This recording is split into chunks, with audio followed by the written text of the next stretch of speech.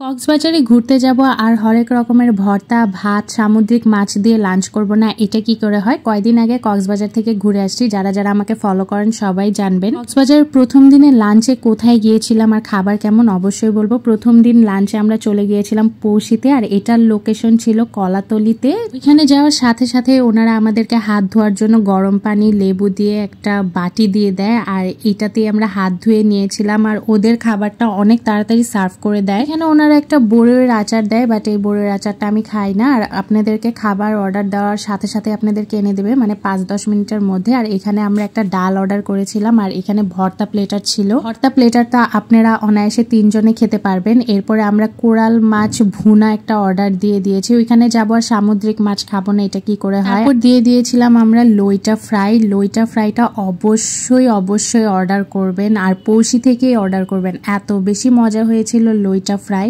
এখানে আপনারা অনেক ধরনের ভর্তাও পেয়ে যাবেন, আর ভর্তার সাথে আপনাদের শাক ভাজিও থাকবে আর সবজি ভাজিও থাকবে। আর আগে আমি প্লেটটা সাজিয়ে নিলাম। ভর্তা ভাজি দিয়ে প্রায় 10 রকমের আইটেম আপনারা পেয়ে যাবেন এখানে। আর এখানে একটা শাক ছিল, বাট আমি শাকটা খাবো না দেখে শাকটা নেই না।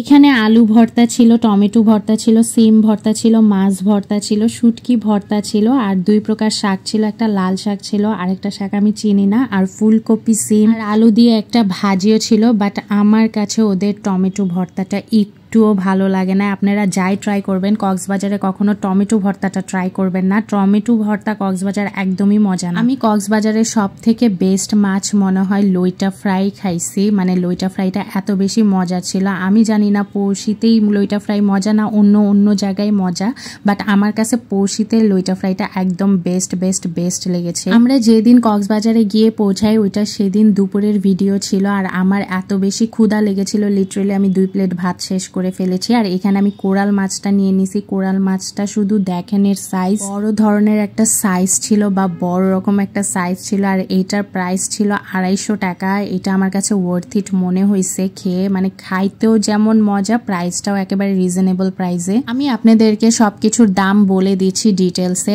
আপনাদের ভর্তা প্লেটার দাম নিয়েছিল 250 টাকা, আর 250 টাকার মধ্যে আমার ওয়ার্থ ইট লাগছে। কোরাল মাছের প্রাইস নিয়েছিল 250 টাকা। লইটা ফ্রাই আপনাদেরকে 1 বাটি দিবে, ওইটার প্রাইস ছিল মাত্র 200 টাকা। বাট ডালের প্রাইসটা আমার ঠিক মনে নাই, 60 টাকা কি 50 টাকা এরকম হবে। বাট লইটা ফ্রাই দিয়ে ডাল দিয়ে আলু ভর্তা দিয়ে খেয়ে দেখবেন এত বেশি মজা। আপনারা যারা যারা ভ্যাকেশনে কক্সবাজার যাওয়ার প্ল্যান করতেছেন অবশ্যই আপনাদের খাবারের লিস্টে এই পৌষিটা রাখবেন। আমি আপনাদেরকে মাস্ট ট্রাই করতে বলবো। আমরা এত কিছু খেয়েছি, আর হ্যাঁ এই খাবারগুলো আপনারা 3 জনই খেতে পারবেন। আর এটা ছিল আমাদের বিল, দেখেন কত রিজনেবল এসেছে। আর আপনারা যদি আমাদের কক্সবাজারের ভিডিও আরো চান বা খাবারের ভিডিও চান অবশ্যই আমার পেজটাকে চেক আউট করবেন। তো আজকে এই পর্যন্ত। Don't forget this video, like comment and share. Bye by.